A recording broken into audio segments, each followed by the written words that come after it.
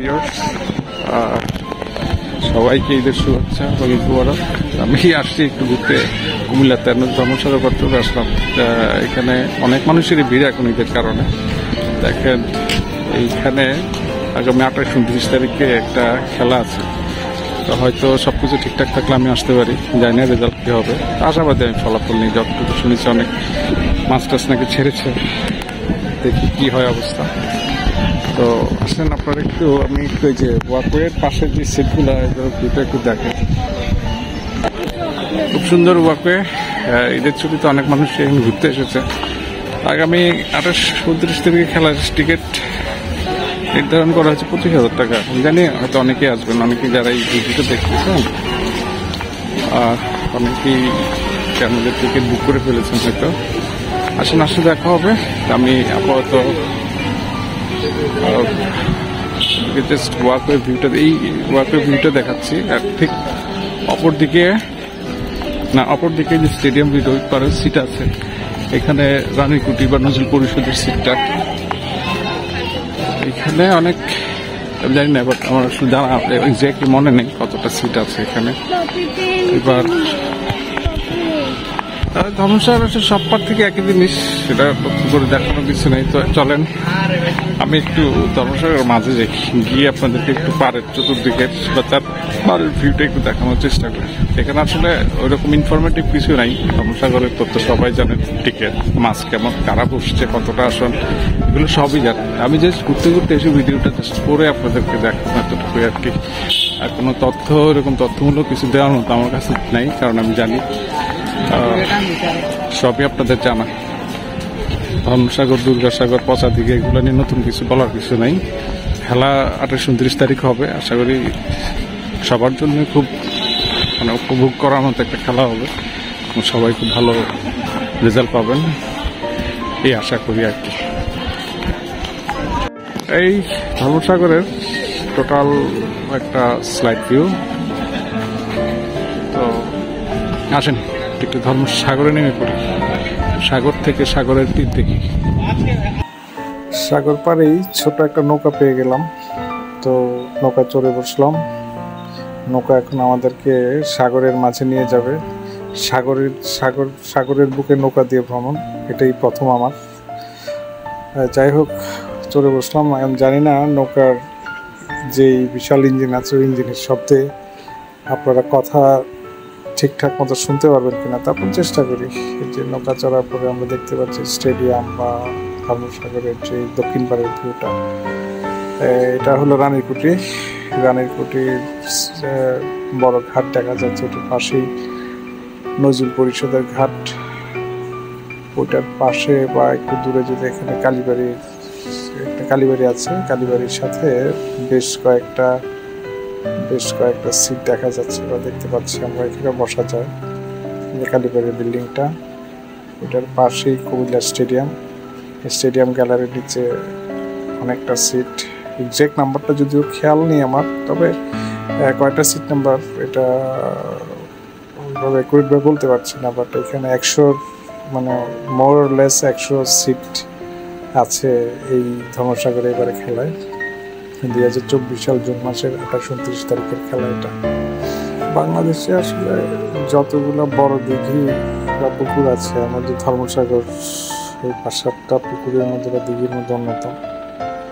এখানে মাছ ধরা বা অ্যাংলিংয়ের পুরো বিষয়টা, লং কাস্ট করে বড় বড় মাছ শিকারের পুরো বিষয়টা উপভোগ করার মতো জায়গাটা ধর্মসাগর। এখানে আমি যে কি বলবো, এটা আমি বুঝতেছি না, কারণ ধর্মসাগর সম্বন্ধে, এইসব দিঘি সম্বন্ধে সবাই জানেন। এই যে এটা হলো দক্ষিণ পাড়ের চিত্র, কুমিল্লা সিডিপেথ হসপিটালের পেছনের দিকের অংশটা। কর্নার বরাবর দেখা যাচ্ছে। এখানে আগে, এখন আছে কিনা জানি না, এখানে একটা মহিলা মহাবিদ্যালয়, ওমেন কলেজ ছিল। কুমিল্লাতে 2টো ওমেন কলেজ, একটা ওমেন কলেজ চর্থার দিকে, আর এটাও একটা ওমেন কলেজ। বাট এটাকে কুমিল্লার মানুষ মহিলা মহাবিদ্যালয় বললে এটাকে চিনত, আর ওমেন কলেজ বললে এটা, যদিও এটার আবিধানিক অর্থ একই। তো এটার পেছনের দিকে ভিআইপি কিছু সিট হতো, এখন জানি না হয় কিনা। আর এটা হলো আবার সেই আমাদের পশ্চিম পাড়ের অংশটা, যেটা ওয়াকওয়ে, যেটা এখানে হাঁটা চলার জন্য পার বাঁধানো, সুন্দর পার বাঁধানো রাস্তার ব্যবস্থা বা ওই পাটটা ধরে মানুষ হাঁটাচলা করে ধর্মসাগরে আসলে।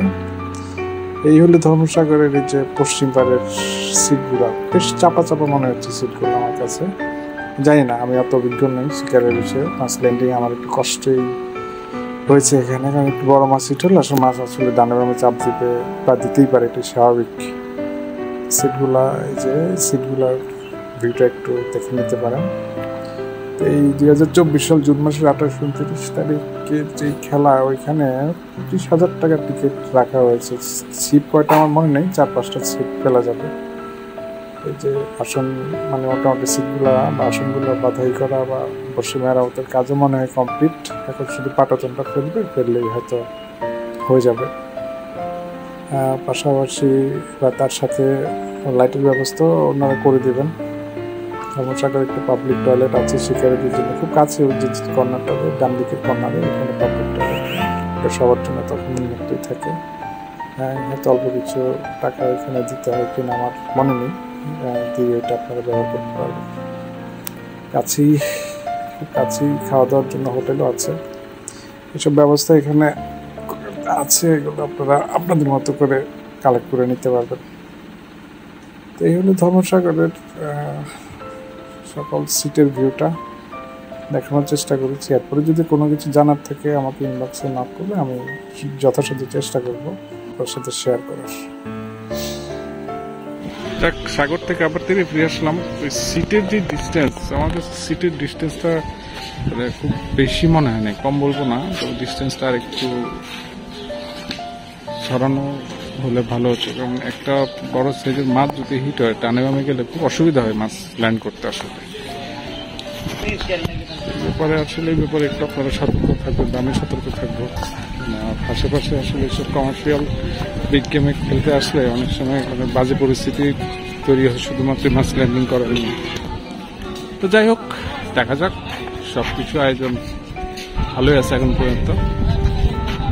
আমরা আসবো, শিকারে বসবো, সুন্দর একটা মৎস্য শিকার উপভোগ করবো। সবাইকে শুভেচ্ছা এবং আগাম অভিনন্দন। আছেন মৎস্য শিকার করেন, সবার জন্য শুভকামনা। এই পর্যন্ত আজকে সবাইকে ধন্যবাদ, ভালো থাকবেন, খুদা হাফেজ। আর ভিডিওটা আসলে করা মানে ভয়েস ওইভাবে দিতে পারিনি, আমি কোনো ভয়েস এডিট করি না বা করিনি এখনো। যদি এই জন্য আর বাচ্চার সাথে ছিল তো, তাকে নিয়ে মানে ওইভাবে কথাবার্তা বলা যায়নি। আর যখন নৌকায় ছিলাম ইঞ্জিনের শব্দে মানে কথা বলা যাচ্ছিল না, বাতাসের শব্দে, বাতাসও প্রচুর আজকে, ভয়েস দেওয়া যাচ্ছে না। যাই হোক, সবাইকে আবারও ধন্যবাদ। হ্যাপি অ্যান্ড খোদা হাফেজ।